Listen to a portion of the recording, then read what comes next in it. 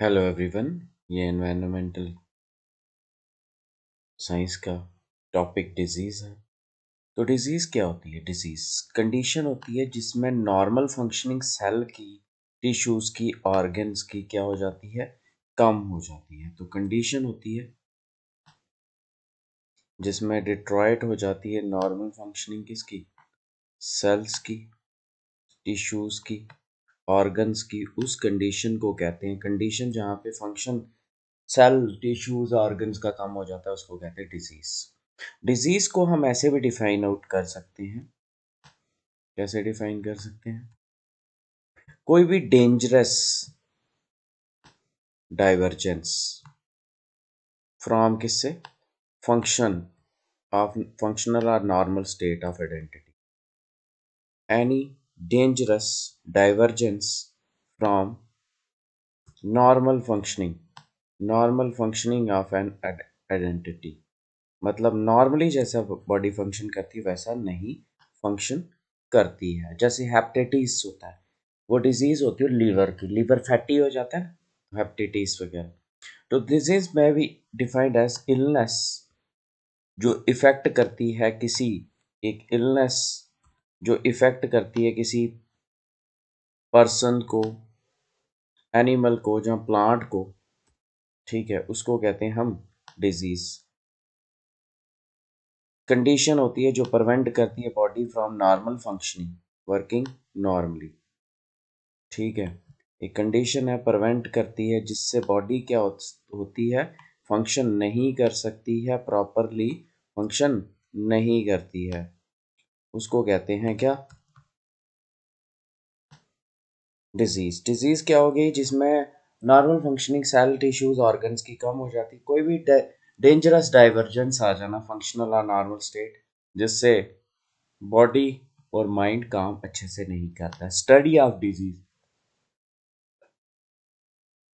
And it's cause, उसको कहते हैं पैथोलॉजी। डिजीज किससे हो सकती है? काजिंग एजेंट क्या हो सकते हैं? कोई बायोलॉजिकल एजेंट्स हो सकते हैं, बायोलॉजिकल जैसे कि कोई वायरस हो सकता है, बैक्टीरिया हो सकता है, केमिकल एजेंट्स हो सकते हैं, जो बंदे केमिकल एरिया में काम करते हैं वहाँ पे हो सकते हैं, न्यूट्रेंट पोल्यूशन की वजह से हो सकते हैं, न्यूट्रेंट एजेंट्स हो सकते हैं, न्यूट्रेंट कम खाने से, न्यूट्रेंट्स की कमी से कोई हो जाए, मैकेनिकल एजेंट्स हो सकते हैं, या कुछ फिजिकल एजेंट्स हो सकते हैं, पानी वगैरह।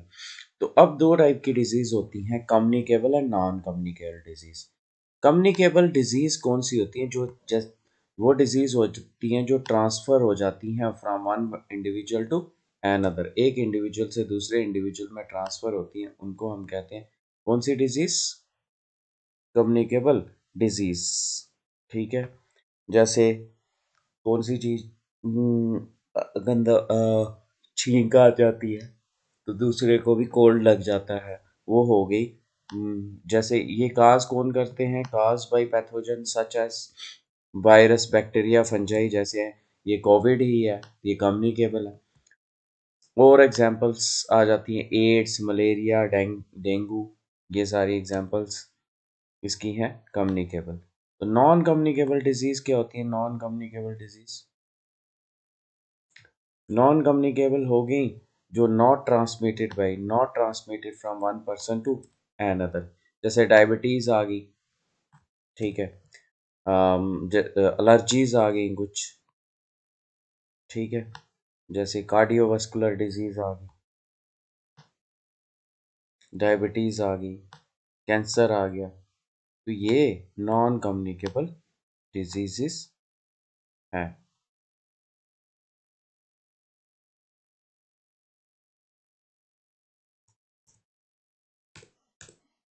नेक्स्ट आ जाती हैं वाटर बॉर्न डिजीज, जो ट्रांसमिट होती हैं bye pathogen present in water, पानी की वजह से, पानी में वायरस, बैक्टीरिया प्रेजेंट होने से। जैसे हेपेटाइटिस, ये हेल्दी लीवर है, हेपेटाइटिस सी है, देख लो इसके लीवर खराब हो चुका है। बैक्टीरिया जैसे ई कोली,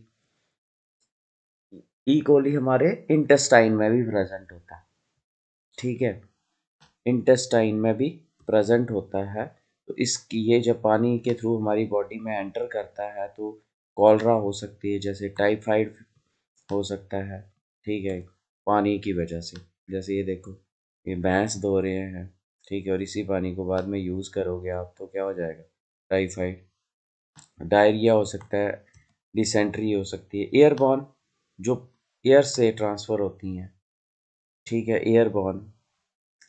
तो जैसे कि कोविड आ गया, चिकन पॉक्स भी एयर से होता है, इन्फ्लुएंजा, कोविड। सॉइल बॉर्न क्या होगी, जो सॉइल के थ्रू होती है, ठीक है, ये बड़ी कम होती हैं। जैसे टेटनस जो है ये एक सॉइल बॉर्न डिजीज़ है, में आ जाता है।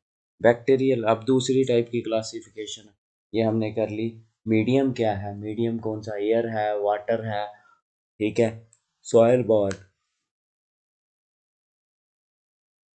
अब ऑर्गेनिज्म कौन सा है, बैक्टीरिया की वजह से, टीबी, टेटनस, निमोनिया, कॉलरा, ये बैक्टीरिया की वजह से होती है। Viral, chicken pox, flu,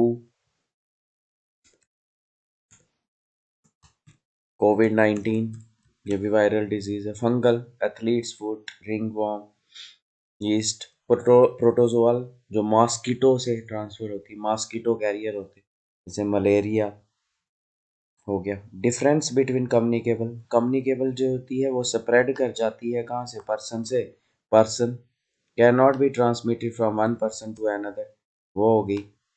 causative, pathogens होते हैं इसमें जो काज करते हैं, ठीक है। इधर काजिंग एजेंट क्या होते हैं, एलर्जीज होती हैं, मालनेस हो, माल न्यूट्रिशन होती है, इलनेस हो सकती है कोई, लाइफस्टाइल चेंजेस की वजह से आ जाती है, इन्वायरमेंट चेंजेस की वजह से, एबनॉर्मलिटी इन सेल में स्टार्टिंग से एब नॉर्मल होती है उसकी वजह से।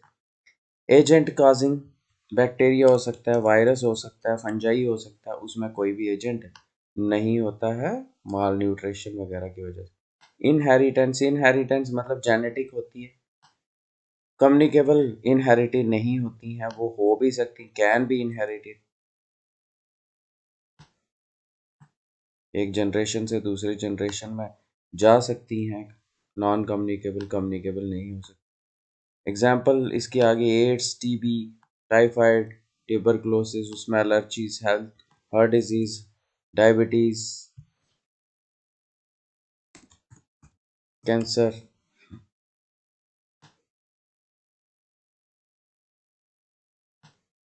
Develop almost immediately over a period of and last for long, ठीक है। ऑलमोस्ट इमिडिएटली आ जाती हैं कम्युनिकेबल और ख़त्म भी हो जाती हैं, लेकिन नॉन कम्युनिकेबल जो आती बहुत टाइम के बाद है, और अगर एक बार आ जाए फिर वो ठीक